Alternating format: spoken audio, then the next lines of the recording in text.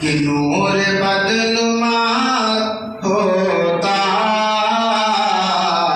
دوست و زمانے میں، کہ نور بدنما ہوتا دوست و زمانے میں، کہ نور سے اگر ان کا رابطہ نہیں ہوتا، نور سے اگر ان کا رابطہ نہیں ہوتا۔ اور آخری شعر حضرات محبت کے ساتھ ملاحظہ فرما لیں کہ زندگی گزرتی ہے اس بشر کی مشکل میں، اس شعر کو اپنے دل کی دستی پر نوٹ کیجیے کہ زندگی گزرتی ہے اس بشر کی مشکل میں، کہ زندگی گزرتی ہے اس بشر کی مشکل میں، کہ جس کے آگے سنت کا آئینہ نہیں ہوتا، ہاں جس کے آگے سنت کا آئینہ نہیں ہوتا۔ محبت سے درود پاک پڑھیں، اللہم صلی اللہم صلی سیدنا علی مولانا محمد وسلم صلی اللہ علیہ وسلم علیہ یا رسول اللہ صلی اللہ علیہ وآلہ وسلم۔ کسی نے بہت پہلے کہا تھا کہ دنیا میں آئے ہو تو کچھ اچھے کام کر جاؤ اور خدا توفیق دے تو خدمت اسلام کر جاؤ۔ حضرات گرامی، آج میں نے جس آیت کریمہ کو اپنا موضوع سخن بنایا ہے، اللہ کا قرآن کہتا ہے کل نفس ذائقۃ الموت، جس کا سیدھا اور سادہ ترجمہ یہ ہے کہ ہر جاندار چیز کو موت کا مزہ چکھنا۔ آج دنیا میں ہم آئے ہیں، آپ آئے ہیں، ہمارے ساتھ ہیں، کل کیا پتا ہمارے ساتھ آپ نہ ہو یا آپ کے ساتھ ہم نہ ہو۔ ہر انسان کو مرنا، لیکن یاد رکھنا ایک بات میں آپ کو بتا دوں کہ موتیں کچھ ایسی ہوا کرتی ہیں، کچھ موتیں ہوتی ہیں جو ہمیں بہت تکلیف دے جایا کرتی ہیں۔ مطلب میرے کہنے کا مقصد یہ ہے کہ تکلیف تو ہر موت سے ہوا کرتی ہے۔ جانے والا ہمارا بیٹا ہے، ہماری بیوی ہے، ہماری پڑوسی ہے، ہمارا دوست ہے، احباب ہے، رشتے دار ہے، تکلیف تو سب سے ہوا کرتی ہے، لیکن کچھ ایسی موتیں ہوتی ہیں جن سے بہت زیادہ شدید تکلیف پہنچا کرتی ہے۔ اب آپ کہیں گے وہ کیا چیز ہے؟ میں کہوں گا ایک مرنے والا جس کی عمر 18 سال کی ہو، جس نے دنیا کے نظارے نہ دیکھے ہو، دنیا کی بہاریں نہ دیکھی ہو، ماں انتظار کر رہی ہوگی کہ ایک دن میرے بیٹے کے سر پہ صحرا سجے گا، ایک دن میں اپنے بیٹے کو دولہا بنا کے لے جاؤں گی، لیکن اسی کشمکش میں رشتے دار اس امید سے ہیں، دوست احباب اس تمنے سے ہیں، لیکن جب ایک وقت آتا ہے کہ اس بچے کا انتقال ہوتا ہے تو صرف گھر والے ہی نہیں بلکہ تمام رشتے دار، دوست و احباب اس غم میں ڈوب جایا کرتے ہیں۔ بڑا شدید جھٹکا لگتا ہے، لیکن ایک وہ ہو جس نے اپنی زندگی گزار لی ہو، جس نے اپنی تمام عمر کو طے کر لیا ہو، جس کی زندگی تمام ہونے کو آئی ہو، جب وہ اس دنیا سے جاتا ہے تو اتنی تکلیف نہیں ہوتی ہے۔ بولو بات سچ ہے کہ نہیں سچ؟ اس لیے کہ اس نے اپنی زندگی گزار لی ہے، اس نے اپنی زندگی پوری کر لی ہے، اب اس دنیا سے جا رہا ہے۔ مسلمانوں، آج میں آپ کو تھوڑا سا جھنجھوڑنا چاہتا ہوں۔ کچھ کہتے ہیں کہ مولانا جنت کا تذکرہ کرتے ہیں، دوزخ کا تذکرہ کرتے ہیں، موت کا تذکرہ کرتے ہیں، لوگوں کو ڈرا دیتے ہیں۔ مسلمانوں، میں آپ سے پوچھنا چاہتا ہوں، آپ نے 5 لاکھ की बिल्डिंग बनवाई है किसके लिए? आपके पास जो 50 बीघा खेत है वो किसके लिए? आपके पास अच्छी सी गाड़ी है वो किसके लिए? क्या जब हम इस दुनिया से जाएंगे, जब कब्र की मंजिल को तय करेंगे, जब दोस्त अहबाब पड़ोसी हमारे रिश्तेदार हमारे बच्चे हमको नहला के हमको कफन दे के कब्रिस्तान ले जाके कब्र के अंदर उतारेंगे, जब फरिश्ते आएंगे मन रब्बुका तेरा रब कौन? पूछना तो ये चाहिए था, ए आने वाले बता तेरे पास गाड़ियां कितनी थी, ए आने वाले बता तेरे पास खेत कितना था, ए आने वाले बता तेरे मकान किस किस शहर में थे।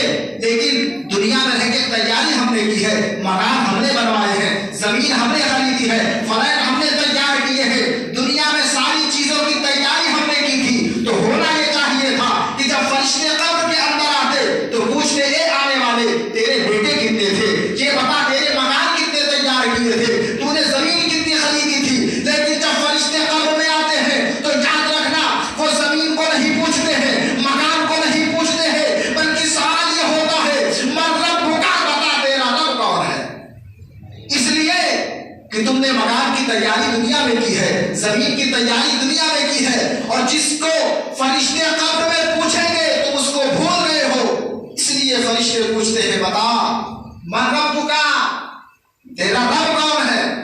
मकान यही रह गया, दुकान यही रह गया, बेटे यही रह गए, पड़ोसी यही रह गए, दोस्त यही रह गए, बल्कि हकीकत तो यह है कि जब हमारी मौत होती है तो हमारे अंदर इतनी सलाहियत नहीं होती है कि हम अपने सतह औरत को अपने हाथों से छिपा सकें। दोस्त होता है हमारे शत्रु को छिपा रहा है, हमारा पड़ोसी होता है हमारे शत्रु को छिपा रहा है, हमारे बगल में जो लट्ठी बैठती है उसको भी दूसरा भगा रहा है। हमारे अंदर अब इतनी सलाहियत नहीं है, हमारा मकान खड़ा का खड़ा रह गया है, हमारी अकड़ जहां थी वही की वही रह गई है। मियां अब आज तकब्बुर कैसा, गुरूर किस बात का, मरना तो सबको है। आओ तारीख का एक बाब आपके सामने पेश करना चाहता हूं। दुनिया में शान से जीने वालों हजरत राबिया बसरिया को कौन नहीं जानता। आपने वर्मा के बयान में सुना होगा, मैं पूरी तारीख आपके सामने रखना नहीं चाहता हूं, एक नुक्ता आपके जहन में पेश करना चाहता हूं। जब इंतकाल हुआ आपका, इस दुनिया से आप तशरीफ ले गई, मेरे सरकार फरमाते हैं जब कब्र की मंजिल होगी बड़ी भयानक मंजिल हुआ करती है। जिसने कब्र की मंजिलों को तय कर लिया उसने पाक की मंजिलों को आसान कर दिया, जिसने कब्र की पहली मंजिल को आसान कर दिया उसके लिए सब आसान हो गया।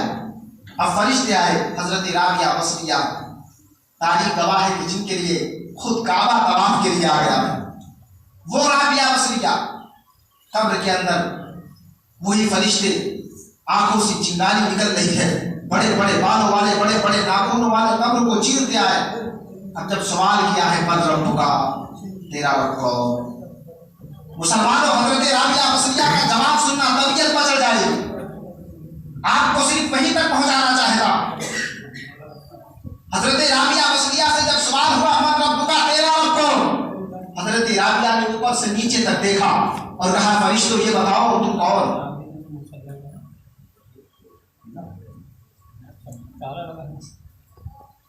रब्बुका तेरा रब कौन, मेरी तरफ थोड़ी सी तवज्जो करना चाहिए।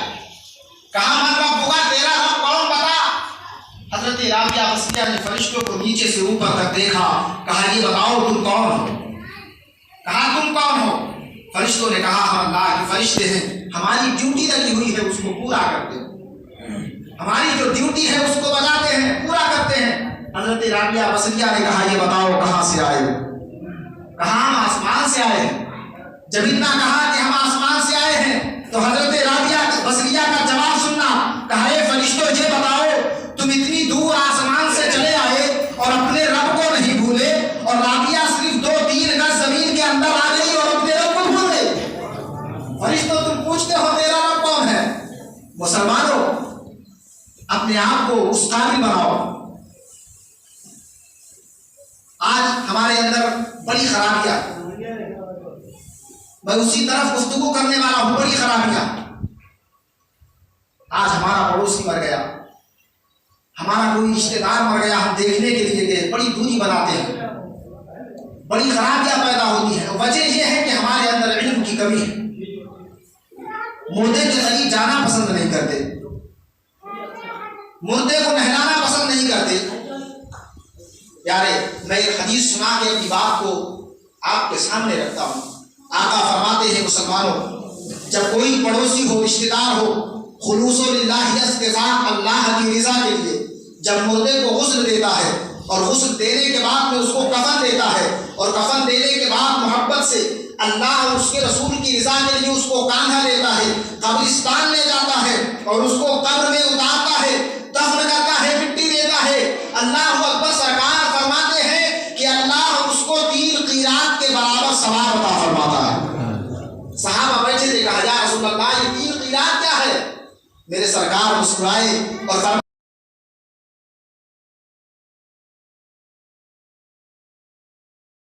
فرمایا اے صحابہ، تم کو پتا نہیں ہے کہ ایک قیرات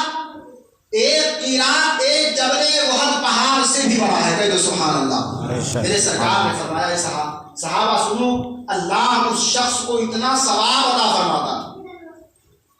مسلمانوں، آج جب مردہ ہمارے گھر میں پڑا ہوتا ہے، بڑی خرابیاں ہوتی ہیں، جب اس کو نہلانے کی بات آتی ہے تو لوگ کہتے ہیں بھائی امام صاحب کو تلاش کرو، جاؤ مسجد میں دیکھو، امام کو بلا کے لے کے آؤ، مردے کو نہلانے کا طریقہ بتائے، مردے کو نہلایا کیسے جاتا ہے، مردے کو غسل کیسے دیا جائے۔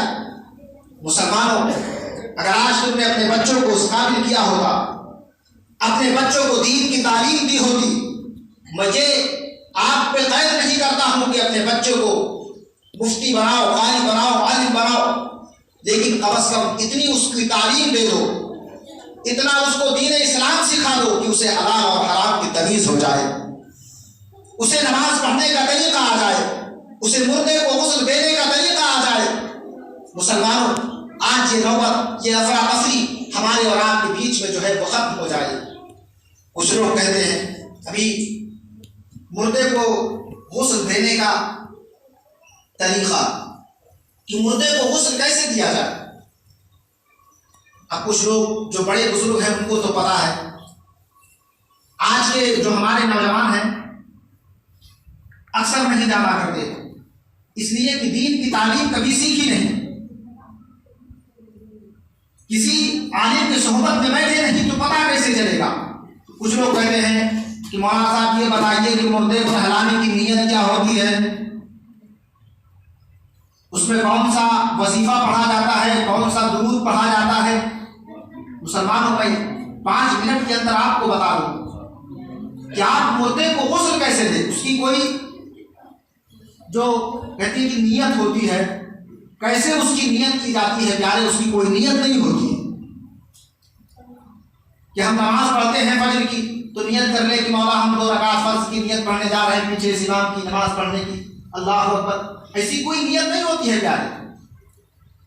بس مردے کو غسل دینے کا طریقہ ہوتا ہے، جیسے ہم غسل کرنے کی نیت کر رہے ہیں کہ ہم نہانے جا رہے ہیں، ہماری نیت ہو گئی کہ ہم غسل کرنے جا رہے ہیں، پاکی اختیار کرنے جا رہے ہیں، اسی طریقے سے مردے کو غسل دینا سنت طریقے سے۔ کس طریقے سے؟ ذرا آپ محبت سے بول کے بتا دیں، سنت طریقے سے۔ سنت طریقے سے آپ وضو کرتے ہیں، اگزامپل سمجھ لیجیے، وضو کرتے ہیں تو وضو میں کتنے فرض ہیں؟ 4 فرض ہیں۔ کتنے؟ 4 فرض ہیں۔ محبت سے آپ بولے تاکہ آپ کو بات سمجھ میں آئے، کتنے فرض ہیں؟ 4 فرض ہیں۔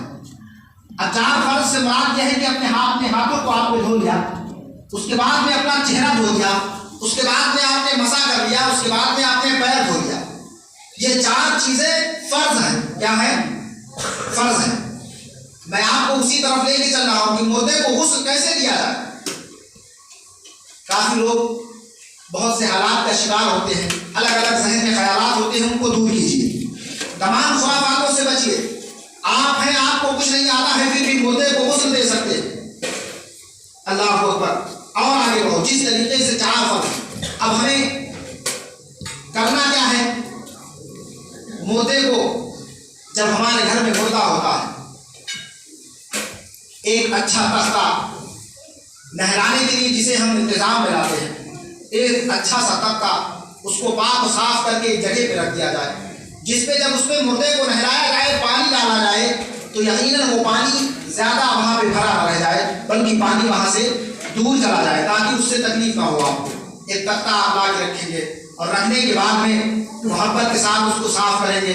صاف ہو کرنے کے بعد میں آپ کوئی بھی چیز ہو، لباب ہو، اگربتی ہو، اس کو اس تختے کو 3 بار 5 بار 7 بار آپ دھونی دے دیں گے. یہ سنت طریقہ ہے. اس کو آپ دھونی دے دیں گے. اس کے بعد میں اس تختے پہ آپ مردے کو لے جا کے رکھیں گے. اس پہ آپ مردے کو لے جا کے رکھیں گے. ظاہر سی بات ہے جس طریقے سے آپ دنیا میں اپنے صدر کی حفاظت کرتے ہیں، صدر سمجھتے ہیں چھپانے کی جگہ، اپنے صدر کی جس طریقے سے آپ حفاظت کرتے ہیں اسی طریقے سے مردے کے صدر کی حفاظت ہونی چاہیے. ایک چادر لے کے آپ یہاں سے لے کے وہاں تک مردے کے بدن پہ ڈال دیجیے. اس کے بعد میں اسی چادر کے اندر اپنے ہاتھ کو ڈال کر جو اس کا آزاد پیجامہ ہوتا ہے یا تہبند ہوتا ہے، کوئی بھی چیز اگر مردہ پہن رکھا ہے اس کو کمر سے آپ ڈھیلا کر دیجیے. اس کے بعد پیر سے آہستہ سے اس کو نکال دیجیے. اگر آپ کو پھر بھی دقت ہو رہی ہے تو آپ کے جو ساتھی ہیں وہ ہیلپ کریں گے، کمر کو تھوڑا سا اٹھا کے پیجامہ نکال لیں گے یا تہبند نکال لیں گے. پھر اس کے بعد میں جو بدن پہ کپڑا ہوتا ہے آپ اس کو کیسے نکالیں گے؟ آپ دیکھتے ہیں کہ آپ کوئی قینچی لے لیں، ٹھیک ہے. اس کے بعد میں یہاں سے آستین سے اس کو پھاڑ دیجیے. پھر دوسرا والا اسی طریقے سے آپ جب پھاڑیں گے پھر مردے کو کروٹ کر لیجیے. کروٹ کرنے کے بعد میں جو کپڑا پیٹھ پہ ہوگا وہ یقیناً سیٹ ہو جائے، اس کو سیٹ میں کر لیجیے. پھر دوسری کروٹ سے اس کپڑے کو کھینچ کے نکال دیجیے. اب آپ کا مردہ برہنہ ہو گیا کہ نہیں ہو گیا؟ اس کے بدن پہ کوئی کپڑا باقی نہیں رہ گیا. اب جو چادر ہے، جو چادر آپ نے ڈالی تھی، اس کے بعد میں اس کو کمر سے لے کے جو صدر ہے اس کو آپ اچھی طریقے سے ڈھانپ لیجیے. ڈھانپنے کے بعد میں آپ یہ دیکھیے سنت طریقہ کیا، مردے کو غسل دینے کا سنت طریقہ. مطلب یہ ہوتا ہے کہ غسل کا طریقہ کہ پہلے ناپاکی کی جگہ کو صاف کیا جائے. بھائی پاکی کا مطلب یہ ہوتا ہے کہ پہلے ناپاکی کی جگہ کو صاف کر دیا جائے پھر انسان غسل فرمائے. لیکن دیکھیے جب ہم مردے کو غسل دیں گے پہلے اس کے ہاتھ کو دھوئیں گے. کیا کریں گے؟ واپس سے آپ بولتے ہیں ہاتھ کو دھوئیں گے. ہاتھ کو دھونے کے بعد پھر دوسرے والے ہاتھ کو.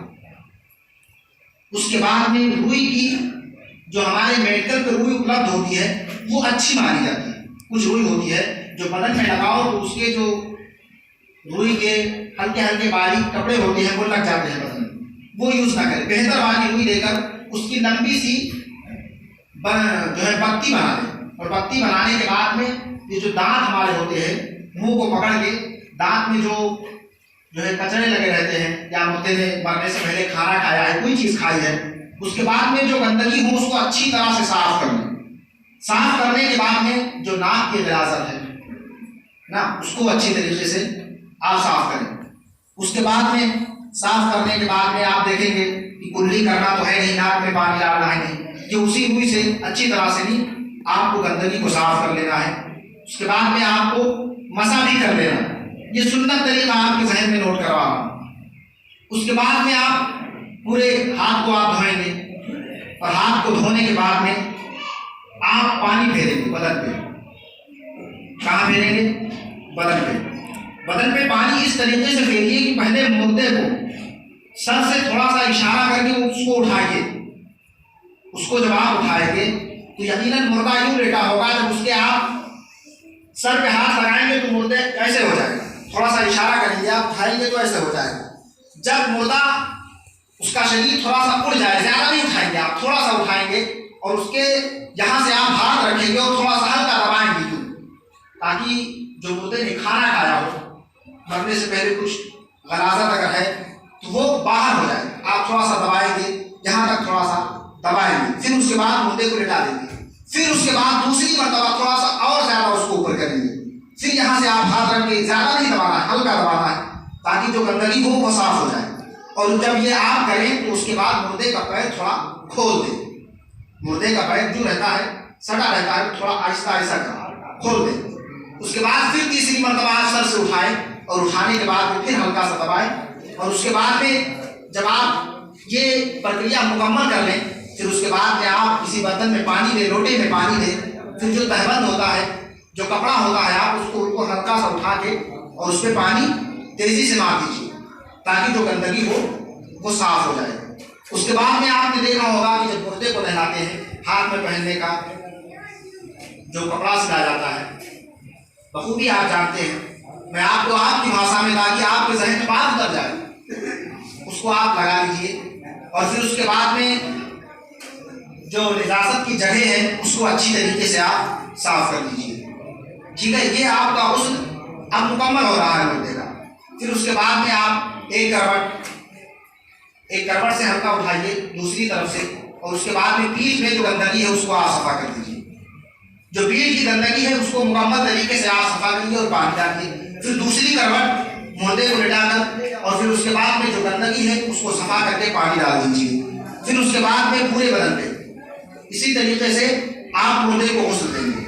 اب جب چہرے پہ آپ کے پانی ڈالنے کی بات آئے گی, آپ چہرے پہ جب پانی ڈالیں تو مردے کے ناک کو اور منہ کو بند کر دیں اس طریقے سے, تاکہ جب آپ پانی ڈالیں تو مردے کے ناک میں پانی نہ جائے.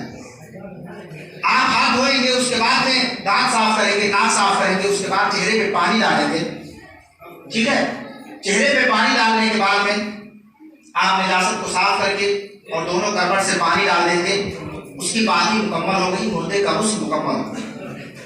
آپ اچھی طرح سے نہیں پوری گندگی کو صاف کر لیجیے. وہ جو کپڑا ہے جو آپ نے کپڑا ڈالا تھا اس کپڑے کو دوسرا والا کپڑا بدن پہ ڈال کے نیچے سے اس کو نکال دیجیے, اس میں سونپ دیجیے اور آپ مردے کو اپنے کفن کی جگہ پہ شفٹ کر لیجیے. جو آپ کا کپڑا کٹا ہوتا ہے, جیسے سنت طریقہ یہ ہے کہ عورت کو 5 کپڑے دیے جائیں اور مرد کو 3 کپڑے دیے جائیں. یہ تو کئی طریقے ہیں, اس میں ضرورت میں بھائی آدمی کی کبھی کبھی 2 ہی کپڑا دیا جاتا ہے, لیکن ہماری جنریشن تو ایسی ہے نہیں کہ ہاں اتنے زیادہ مردے ہوں کہ وہ توفیق نہ ہو.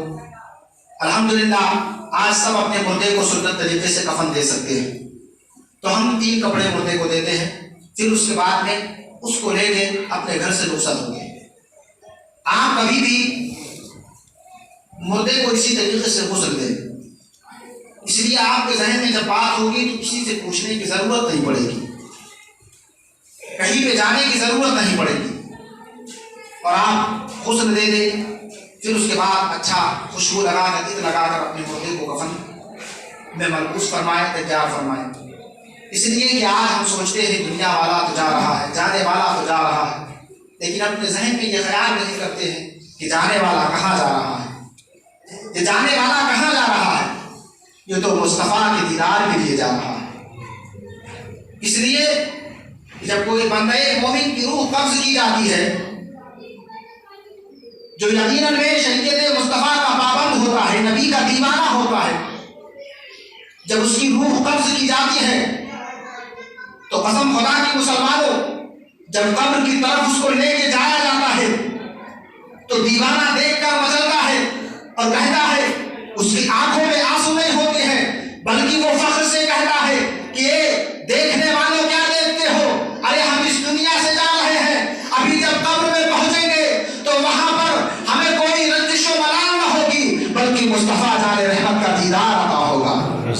اور یقیناً جو سچا امتی ہوتا ہے اسے قبر میں مصطفیٰ جان رحمت کا دیدار ہوا کرتا ہے. مسلمانوں, وقت کی گنجائش نہیں ہے کہ اب اور کچھ ہاتھ سے باتیں کی جائے, لیکن ایک بات میں آپ کو بتا کے رخصت ہو جانا چاہتا ہوں کہ اپنے اعمال ایسے کر لو, اپنے اعمال کو ایسا بنا لو کہ جب قبر کی منزل میں ہم پہنچے, جب فرشتے ہم سے سوال کرنے کے لیے آئے تو قسم خدا کے مسلمانوں ہم اس سوال و جواب میں کامیاب ہو جائیں, اور جب نبی کا چہرہ ہماری نظروں کے سامنے ہو تو مصطفیٰ کی غلامی کا پٹا ہماری اور گردن میں وہاں پہ پڑ جائے اور مصطفیٰ کے غلاموں میں ہمارا نام لکھ جائے, بس سمجھ لو ہماری دنیا وہیں پہ کامیاب و کامران. ایک زمانہ تھا سرکار کا, صحابہ بیٹھے تھے, وہ عمر فاروق اعظم, میرے سرکار نے فرمایا عمر, کہا جی آقا, کہا یہ بتاؤ کہ مرنا ہے, کہا ہاں حضور مرنا ہے, موت آنی ہے. کہا یہ بتاؤ جب مر جاؤ گے اس دنیا سے قبر میں تم کو لے جایا جائے گا, یہ عمر فرشتے آئیں گے, بڑے بڑے بال ہوں گے, بڑے بڑے ناخن ہوں گے, سوال کریں گے من رب کا, سوال کریں گے عمر, میرے سرکار کہہ رہے ہیں عمر سوال کریں گے من رب کا, تیرا رب کون؟ عمر اس وقت کیا کہو گے؟ کہ تو سبحان اللہ. سرکار نے جن کو جنت کی ضمانت دے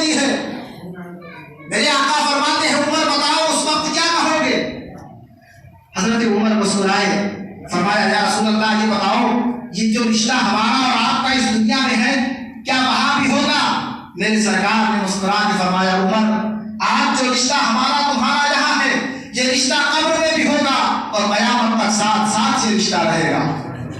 جب اتنا کہا ہے آقا نے عمر نے مسکرا کے کہا یا رسول اللہ اب عمر پہ چھوڑ دیجیے۔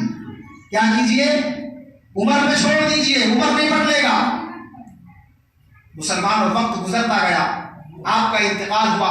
وقت کو مختصر کر کے آپ کے ذہن میں نوٹ کرنا چاہتا ہوں۔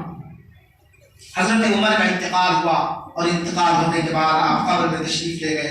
تھوڑا سا وقت گزرا، آپ کے بیٹے عبداللہ کے خواب میں آپ تشریف لائے۔ جب حضرت عبداللہ نے اپنے باپ کو خواب میں دیکھا، کہا بابا جی بتاؤ میرے سرکار نے فرمایا تھا قبر میں فرشتے آئیں گے، کیا آئے تھے؟ کہ سبحان اللہ۔ حضرت عمر جب اپنے بیٹے کے خواب میں آئے کہا ابا یہ بتاؤ، بیٹے نے کہا ابا بتاؤ سرکار نے فرمایا تھا قبر میں فرشتے آئیں گے، آئے تھے؟ حضرت عمر فاروق اعظم کہتے ہیں بیٹا قبر میں فرشتے آئے تھے جیسے سرکار نے فرمایا تھا، بڑے بڑے بالوں والے فرشتے، بڑے بڑے ناخنوں والے فرشتے، وہ آنکھوں سے چنگاری نکل رہی ہوتی ہے۔ اے بیٹے وہ فرشتے آئے تھے اور قبر کو چیرتے ہوئے آئے تھے، مجھ کو جھنجھوڑ کے اٹھایا تھا، سوال کیا تھا من رب کا تیرا رب کون؟ سبحان اللہ۔ کہا عمر نے کہا بیٹے فرشتے آئے تھے، سوال کیا تھا۔ کہا ابا بتاؤ کیسی بیتی کیا گزری؟ تو عمر فرماتے ہیں بیٹا جب انہوں نے مجھ سے کہا کہ من رب کا تیرا رب کون، اے عبداللہ میں کیا بتاؤں، میں نے بھی پلٹ کے سوال کر دیا من رب کا بتاؤ تیرا رب کون۔ وہ فرشتے جن کے آگے بات کرنے کی کسی کی ہمت نہ ہو سکے، کسی کی جرأت نہ ہو سکے کلام کرنے کی، لیکن اللہ اپنے بندوں کو دیکھو، اپنے حبیب کے خلیفہ کو کتنا پاور عطا کر دیا ہے۔ حضرت عمر فاروق اعظم قبر کے اندر فرشتوں سے کہتے ہیں من رب کا بتاؤ تیرا رب کون ہے۔ اب فرشتے آپس میں دیکھنے لگے ہیں، ایک دوسرے کا چہرہ دیکھنے لگے ہیں، یار یہ کیسی باتیں کر رہا ہے، ہم نے تو دنیا میں بہت سوال و جواب کیے ہیں، بہت لوگوں سے حساب لیے ہیں، لیکن ایسا کبھی ملا نہیں ہے کہ وہ مجھ سے پلٹ کے سوال کر دے کہ یہ فرشتوں بتاؤ تیرا رب کون ہے۔ اب جب فرشتے آپس میں دیکھنے لگے تو ایک فرشتہ دوسرے فرشتے کو دیکھ کر کہتا ہے ارے تم کو پتا چلا کچھ؟ کہا کیا پتا چلا؟ کہا تم کو پتا نہیں ہے، ارے یہ نبی کے خلیفہ ہے جن کو عمر فاروق اعظم کہا جاتا ہے۔ جب ایک فرشتے نے اتنا کہا ہے تو دوسرے فرشتے نے پلٹ کر دوسرے فرشتے کا چہرہ دیکھا ہے اور دیکھنے کے بعد میں کہا ہے اے فرشتے سنو، ارے جلدی سے چلو اور رب کی بارگاہ ہمیں چلتے ہیں، اب ہمارا کچھ نہیں ہونے والا ہے، یہ تو نبی کا خلیفہ ہے، اب نبی جانے یا خدا جانے یا اس کا رسول جانے۔ مسلمانوں یہ ہے غلام مصطفیٰ کا پاور۔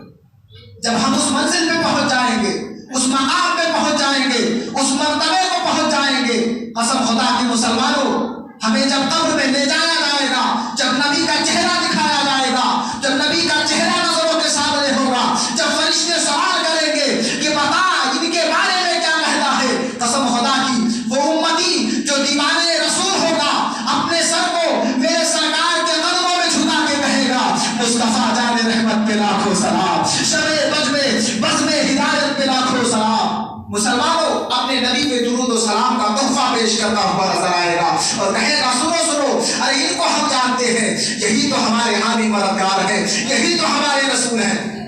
مسلمانوں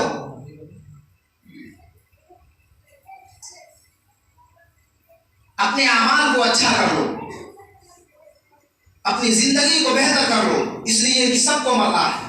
جب قبر کی منزل تک ہم پہنچ جائیں، آج تو دنیا میں ساری چیزیں ہم نے تیار کر لی ہیں، لیکن کبھی یہ سوچا ہے کہ قبر میں کیا ہوگا، اس کی بھی کچھ تیاری کر لے۔ بہرحال میں رب کی بارگاہ میں دعا کرتا ہوں، وقت کی کمی میں آپ سے معذرت خواہ ہوں، اپنی بات پوری نہ کر سکا، لیکن انشاءاللہ پھر کبھی وقت ملا تو کچھ باتیں آپ حضرات کی گوشے گزار کر دی جائیں گی۔ اللہ کی بارگاہ میں دعا ہے کہ ہم سبوں کو عمل خیر کی توفیق عطا فرمائے اور اللہ تبارک و تعالیٰ شریعت مصطفیٰ پر گامزن رہنے